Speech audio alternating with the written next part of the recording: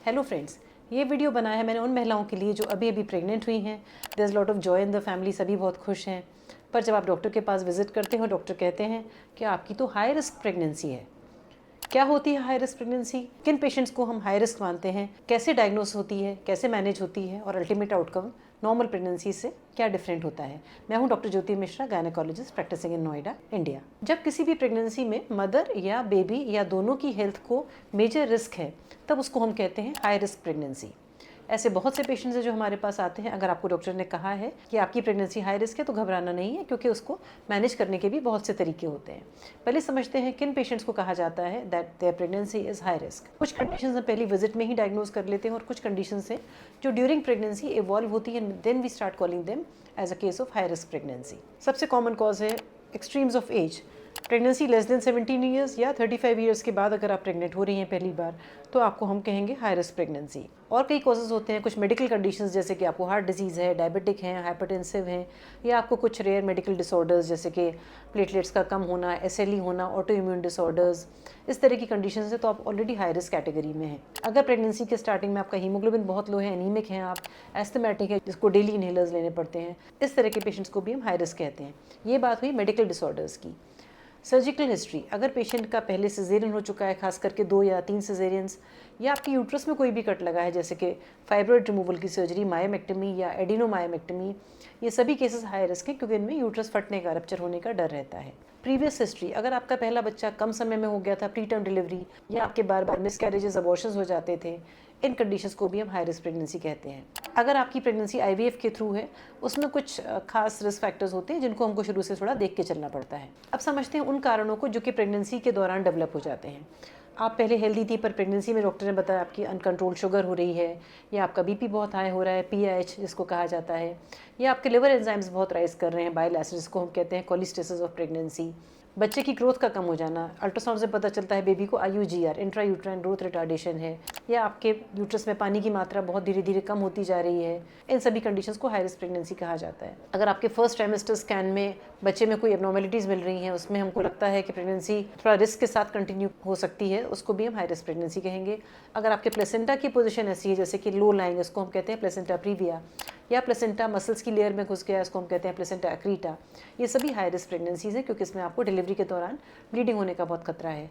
Pregnancies with large fibroids, patient को बड़े रसौली थी, उसको पता नहीं था, वो प्रेग्नेंट हो गई।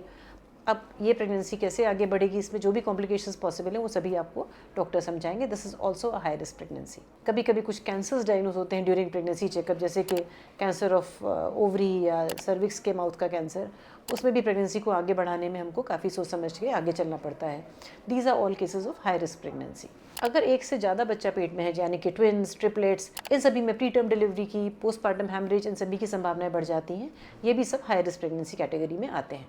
अब समझते हैं डायग्नोसिस एंड मॉनिटरिंग, कैसे डायग्नोज होता है हाई रिस्क प्रेगनेंसी का केस। जब आप डॉक्टर के पास फर्स्ट टाइम जाएंगी तो आपकी हिस्ट्री हमें कई बार रिवील करती है कि आपके कुछ हाई रिस्क फैक्टर्स हैं। जैसे जैसे प्रेगनेंसी प्रोग्रेस करेगी, आप मंथली विजिट्स में डॉक्टर के पास जाएंगी, आपकी अल्ट्रासाउंड्स होंगी, ब्लड टेस्ट होंगे, उनमें से कई कारण हमको समझ में आते हैं, जिससे पता चलता है कि आपकी sugars, liver enzymes, blood pressure, excessive weight gain, ये सभी कारण आपको पहुंचा देते हैं हाई रिस्क कैटेगरी में।